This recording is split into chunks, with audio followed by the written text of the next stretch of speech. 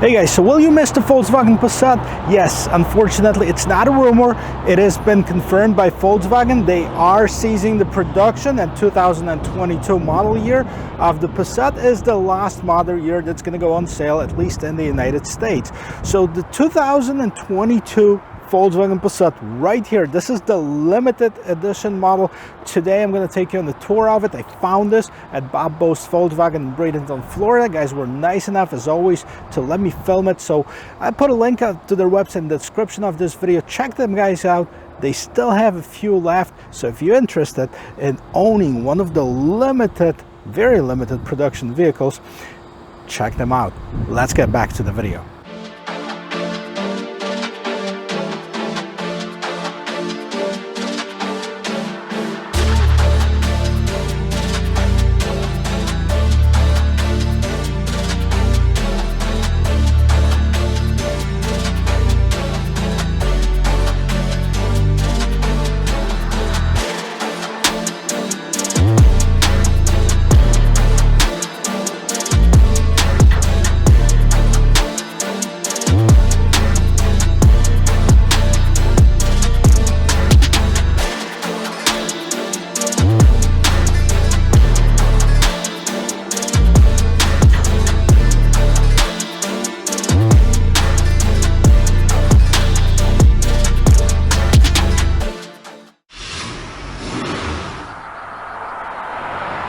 Well guys, so why do you think Volkswagen is dropping the Passat out of their lineup? I mean, we've seen a lot of cars disappeared over the last few years, especially in the sedan segment. The Cadillac is getting rid of all of their sedans in favor for the SUVs, and that's basically what the Volkswagen brand is doing, to concentrate on the models that are selling the most, such as Atlas, Taos, Tiguan, all of those vehicles. Unfortunately, right now replacing the sedans. Are you going to miss the sedan? I know a lot of people are still loving their sedans, whether it's a Honda Accord, Toyota Camry, Volkswagen Passat. They're still very, very popular. Now, the Volkswagen Passat, the nameplate Passat, has been in use since 1973. By the way, it's been a great year just because it's my birth year as well. But there is a significance to that number too. 1973, the first time Passat is used in Germany for the German market. 1973 units are going to be built for this year only. That's it, 1973 for the United States. Now, each color is going to be built in the different quantities. Now this is the platinum gray metallic. It's going to be built 615 of it, and unfortunately we don't have the most limited color, which is the British Racing Green, which is only going to be produced in the quantity of 423. Significance of that number is that this is the area code of Chattanooga, Tennessee, and that's where the plant where these are assembled is located. So there's a lot of those Eastern eggs around this vehicle. I'm going to point these out to you, but we're going to start with the general review of this vehicle, starting right in front of here. So you can see that the hood is quite nice, and it's got some lines on it. There's 1, 2, 3, 4, 5, 6 body lines across the hood. It's long, it's stately, but it's kind of boring, to be honest with you. Now, it's also equipped with the LED lights, the daytime running lights right at the bottom, full LED lights in here. Top of this grille right here, this is all shiny chrome. Not my favorite one, but a lot of people love their chrome. So big Volkswagen logo right here, and then the bottom of the grille is matte gray. Now this one doesn't have any fog lights, it doesn't have any intakes, air intakes, anything like this. So this is it. This is the front of it. Let's pop the hood, let's see what powers up this. Right, so there's only one engine option available for the 2022 Passat. Doesn't matter which trim line you're going to choose for, and that is a 2.0 liter turbocharged engine producing 174 horsepower, 206 pound-feet of torque. Made it to a 6-speed automatic transmission, and it does have a very impressive 8.3 seconds 0 to 60. So not the fastest thing out there. Now this is a pretty large vehicle for a small engine like this, but let's concentrate on how it's going to drive, how it's going to feel, not just the performance aspect on it. Now it does have a prop stick on this, doesn't have an insulation on the hood, so I wonder if it's going to be any noisier than other similar models. And that looks pretty cool and clean looking engine compartment. Well guys, when the Volkswagen was formed, they called their company Volkswagen, which is the people's car. They didn't say it was going to be a fun car. And I mean, the Passat definitely continues the tradition of it. It is a decent looking sedan, but comparing it to some of the other competition, you put that next to a Kia K5 or a Hyundai Sonata, or maybe the Honda Accord, or the nicer model of a Toyota Camry, and you'll see that this is a very basic profile. Now, that doesn't mean that it's bad, it just means that it's missing a little bit of that jazz when you look at it. But the limited model features an 18-inch wheels. Now these are 15-spoke wheels, two-tone wheels, kind of nice design on it. Limited edition. There's a badging right here, just a reminder, 1973. That's the number of the vehicles that are made for this year. It also features a black caps on the mirrors, turn signal right in here, and does have the blind spot assist. Now, what's very strange about this vehicle, I have a key for it here, and this is a bladed key, but it is also equipped with the smart entry system, so you don't have to press the button on the key. All you have to do is put your hand inside of the door handle. It does have a sensor, also have the push button start. So I mean, I just probably had too many blanks of these in their factory. Other than that, it's a nice size sedan, so if roominess is your thing, definitely consider it. And let's move to the trunk area. Check this out. Well, so the side theme continues in the back of this vehicle. You see it's a clean, nice look, nothing too crazy about it though. It features a nice LED lights in the back. Passat is spelled out under this big Volkswagen logo. And then at the bottom here, I'm not sure what they were trying to do. Yeah, simulate the exhaust maybe, but these are not real exhaust. That's hidden underneath here. You also see some parking sensors in the rear bumper, of course. And then you have the rear camera. That's a requirement, law requirement in the US. Let's pop this open. Let's see how big this trunk is. All right, so one thing to be impressed about this vehicle is definitely the size of this trunk. Now, Volkswagen says it's about 16 cubic feet of space right behind the seats. The seats are also 60-40 split, so you can extend that cargo space if you need to. And then right underneath here, do we have a spare tire? A lot of my viewers are asking about that on different vehicles, and sure enough, there is a spare tire and the toolkit to remove it in here. You also have the handles to release the seat backs if you wanted to fold down the seats, and then you have a release in case you get locked up in that trunk that also glows in the dark. That's the back off. Well guys, so check this out. If size of your thing, then definitely there's no shortage of room in here. Especially, check this out. I'm sitting very comfortably in here. The front seat is adjusted to my regular driving position. I am 6 feet tall and I have plenty of space in front of my knees, especially that the seat is nicely contoured to accommodate that as well.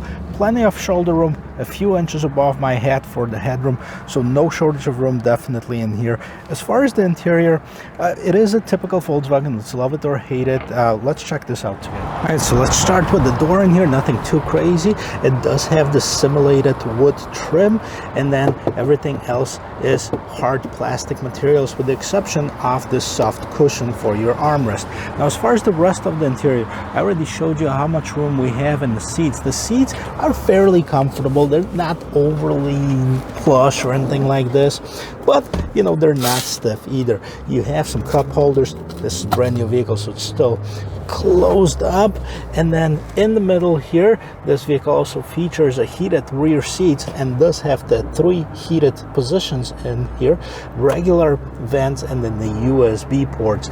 Now, the one thing that I'm not liking too much is this hump in the middle. I know, even though it's a front drive architecture, a lot of manufacturers are using this to conceal some of the exhaust from sticking from underneath the vehicle, and you know, that's rightfully so. Also, the seats feature the seat back pockets, so if you need some more storage, you can throw some stuff in there as well. All right, let's do the sound test of the door. Wow, this is probably the best sounding door in the sedan that I have seen in a long time. check out the front door right here. All right, so in addition to the regular suspects, the window controls, mirror controls, you have the mirror controls right here. You also have the heated mirror in here, and that's what you release the trunk. Now, it is a power seat, so it features several adjustments for the driver, and also has the 3 memory seat settings. Now, the front seats are a little bit more contoured than the rear seats, but they also feature something that other years' Passats don't have. So first of all, check out these tags right here. First of all, this one says VW Chattanooga since 2011, and on the other side it says 1 of 1973. So this is the tag that you see on both seats, and that just tells you that this is a limited edition model. Well, all right guys, well, let's check out this final edition Volkswagen Passat 2022. So let's take a look at the dashboard. This is soft plastic, which is nice. It feels better. It also looks better, even though, you know, plastic shouldn't make a difference. Now, one thing that you can see, it does have the fender stereo, so you can see the fender, not like a fender on the car, but the fender, the maker of the stereo equipment.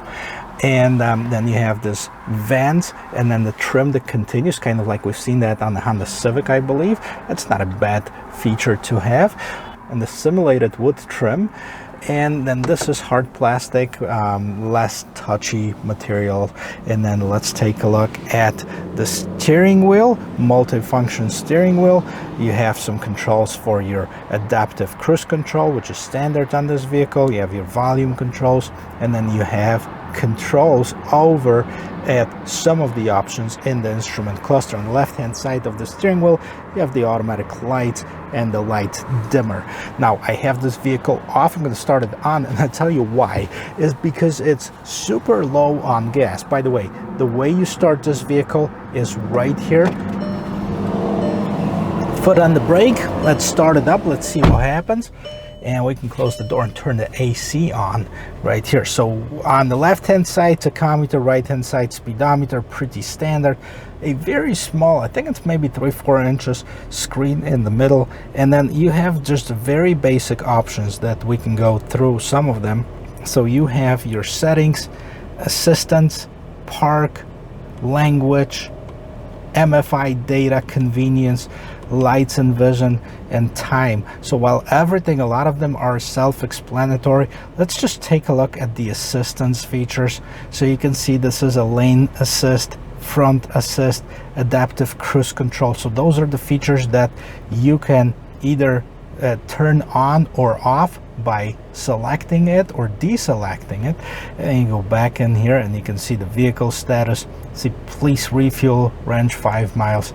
So we're not going to go on the long drive. Lane assist, rear traffic collision assist, blind spot assist, front assist, all that stuff is standard on this vehicle. But you know, the instrument cluster, to be honest with you, comparison to the other vehicles in its class, it pales.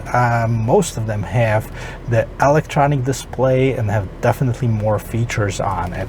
So this is the final year. I'm sure they didn't want to invest too much money into developing a new technology just for that.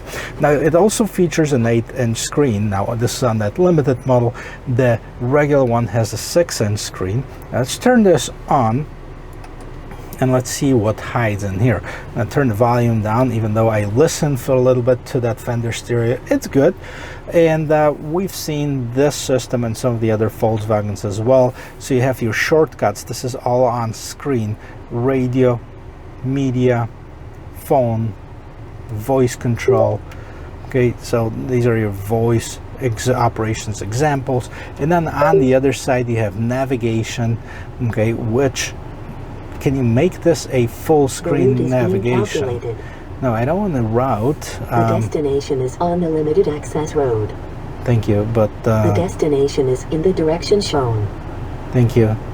Let's see if we can cancel the route. Stop route guidance. Okay, it's interesting that this is a decent size screen. These buttons, I thought they were just on the screen, but it looks like they're not a part of it. This is on the only portion that has a screen display on it. So apps, welcome to App Connect. Please connect the device using the USB. So Android Auto, Apple CarPlay, mirror link, that's part of this vehicle too. Then you have your menu options, and then you can scroll through the menus. It is a touchscreen, which is nice, but it's kind of small in comparing to some of the other models. Volume knob. Here's your SD card. This is for your navigation system, so this is still an SD card based. All right, we're going to put this back in, and at the bottom here, so you have the dual zone climate control.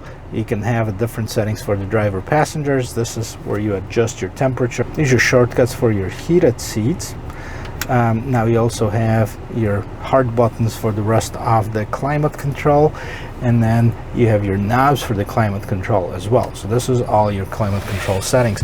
Gear shifter, regular gear shifter, start and stop engine button, and then you have parking sensors. You have the parking assistant here that you can turn on or off. Okay, what we can do, can we put it in the manual mode? There's a sport mode, and let's see, drive. Yes, you can put it in the manual mode, move the shifter to the right, and then up and down to shift your gears. Okay, when you put it in the reverse, let's check out the camera while we at it. Okay, so you have just a regular camera. Actually, it's a decent quality. What's surprising that the trajectory lines don't move when you turn the steering wheel. And then you have your menu, and that just basically gives you a little icon of a vehicle and with your backup and front sensor. So I guess for the basic use, it's not bad. But is it any cheaper? We're gonna get to it in a little bit. So let's turn this off. Another Easter egg in here. Let's check this out. I hope you can see it. At the bottom of this cup holder, you have two maps. Now this is a map of Chattanooga. That's where the plant is located, and right there is a like a blueprint of the plant itself where the Passat is built. So that's only available in this limited edition as well. They have a little bit of storage, of course, your parking brake, and a little bit more storage if you pop open the armrest in here. And then the glove box up on top. What do we see? All right, so we still have this typical for Volkswagen dial opening for the sunroof. So in order to open the sunroof, you have to twist it, and then you kind of choose of how much of that sunroof you want to open. So see those little dots? You can do it every time that I push it down a notch, the sunroof closes. See, and then you can also close it all the way if you'd like to. And then you also have the tilt feature. All you have to do is push this for the tilt feature. Features a sunglasses compartment right here, and the regular lights for the driver and passenger. Nothing crazy about the mirror. And this is it. This is the interior of it. Well, let's check out how it drives. Okay, so I'm ready. The car is not running because remember, we're low on gas. But I'm about to start it up and take this for a spin. But before we do that, as always, let's talk a little bit about pricing. So we went over some of the features of this vehicle, and this looks like a very nicely equipped vehicle. Yes, it might be lacking some of the technology in comparing to the competition, but let's talk price for a second. This limited edition model is just over $31,000. Top of the line, $31,600. If you compare it to, let's say, Honda Accord, which the Touring edition, yes, it does have more equipment, maybe more powerful engine. That one is $37,000. Same thing with Toyota Camry. When you get to the higher end models, Toyota, Hyundai Sonata, Toyota Camry, they're going to be a lot more money to compare with. So I'm going to post everything that's in this vehicle and the total MSRP of it, and you decide. Maybe you don't need all this fancy stuff and still get a brand new car and be a part of this Passat legacy and be one of the 1,973 people that get to own that Passat. So let's take this for a quick spin and let's see how this vehicle handles on the road. Before we do that, we already checked out the rear view camera. Let's do it really quick and see how tight it turns. This is a bigger vehicle than Toyota Camry and Honda Accord. Definitely feels bigger. It sits a little bit taller.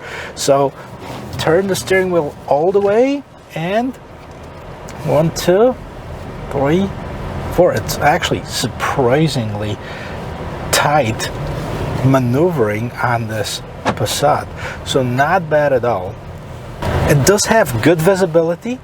Okay, so there's no blind spots that I can see, even if you look out the rear windows. I mean, that's pretty nice and large size. And let's hit it a little bit and let's see how fast it is.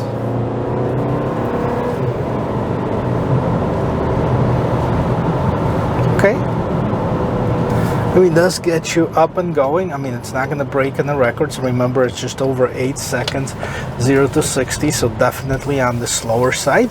But at the same time, it depends on what you need this vehicle for. It's got enough guts to get you in and out of traffic, if that's what your thing is.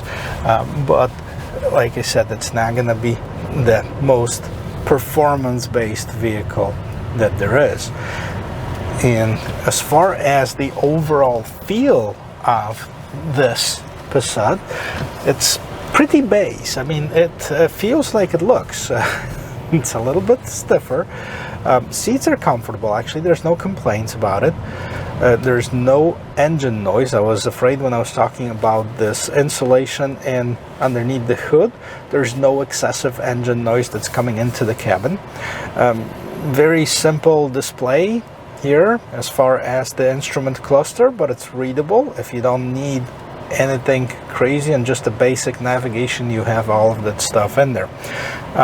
Now, if it was me, I probably would opt out for something that's a little bit more equipped, but that's just me. You might not need all that stuff. Well, Volkswagen had to make a tough choice, I bet. You know, after so many years, they're getting rid of one of their iconic names. They're still leaving the Jetta in the sedan lineup, as far as I know, and the Arteon is still going to continue. So the Passat needed to go.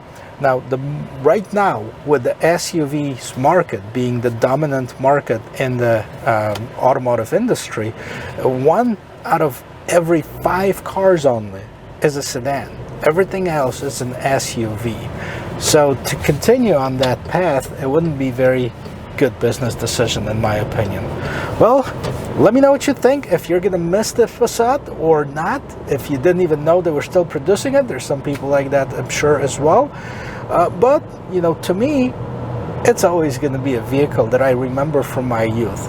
Tons of Passats, somebody that could afford one, you knew that they had a little bit of money because they were premium vehicles at that time, especially in Poland. Guys, if you like watching videos like this, check out the rest of my channel. Consider subscribing. I hope I brought something new to you today, and I will see you in my next video. Cheers.